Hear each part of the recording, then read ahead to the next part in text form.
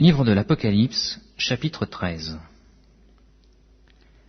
Puis je vis de monter de la mer une bête qui avait 10 cornes et 7 têtes, et sur ces cornes 10 diadèmes, et sur ces têtes des noms de blasphème. La bête que je vis était semblable à un léopard. Ses pieds étaient comme ceux d'un ours, et sa gueule comme une gueule de lion. Le dragon lui donna sa puissance et son trône, et une grande autorité. Et je vis l'une de ses têtes comme blessée à mort, mais sa blessure mortelle fut guérie. Et toute la terre était dans l'admiration derrière la bête. Et ils adorèrent le dragon parce qu'il avait donné l'autorité à la bête. Et ils adorèrent la bête en disant, « Qui est semblable à la bête? Et qui peut combattre contre elle ?»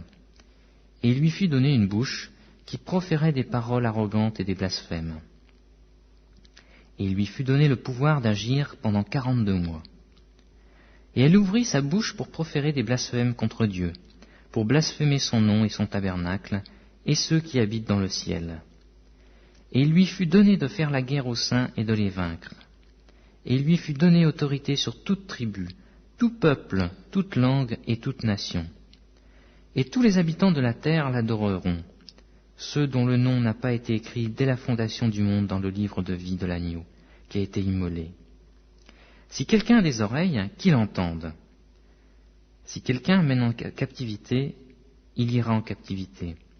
Si quelqu'un tue par l'épée, il faut qu'il soit tué par l'épée. C'est ici la persévérance et la foi des saints. Puis, je vis monter de la terre une autre bête, qui avait 2 cornes semblables à celles d'un agneau, et qui parlait comme un dragon. Elle exerçait toute l'autorité de la première bête en sa présence, et elle faisait que la terre et ses habitants adoraient la première bête, dont la blessure mortelle avait été guérie.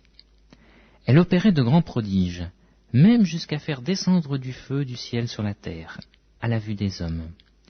Et elle séduisait les habitants de la terre par les prodiges qui lui étaient donnés d'opérer en présence de la bête, disant aux habitants de la terre de faire une image à la bête qui avait la blessure de l'épée et qui vivait.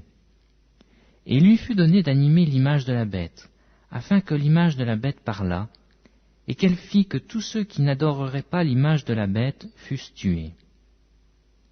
Et elle fit que tous, petits et grands, riches et pauvres, libres et esclaves, reçussent une marque sur leur main droite ou sur leur front, et que personne ne put acheter ni vendre sans avoir la marque, le nom de la bête ou le nombre de son nom. C'est ici la sagesse. Que celui qui a de l'intelligence calcule le nombre de la bête, car c'est un nombre d'hommes, et son nombre, c'est 666.